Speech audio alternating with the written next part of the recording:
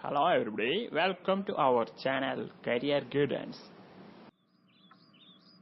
Dora, let's play a mind reading game. Sure, Papa, I like to play mind games. Think of a number between 1 and 9. Okay, Papa. I choose my lucky number. Now multiply that number by 9. If your answer is a 2-digit number, then add the 2 digits together. Okay, done. I got a number. Now subtract 5. And take the last number and match it to a letter of the alphabet.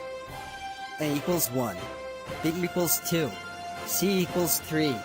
D equals 4. E equals 5, etc. Okay, I got a letter. Now think of a country that starts with your letter. Okay, Papa. Then take the last letter of your country and think of an animal that starts with that letter. Okay, now my mind have one animal.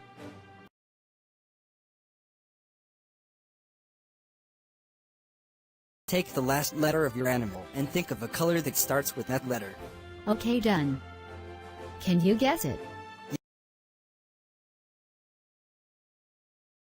Yes, I know. The color is orange. Oh my god. How you got it? Hi friends, please subscribe my channel and share with your friends. Don't forget to press like button. Thanks for watching.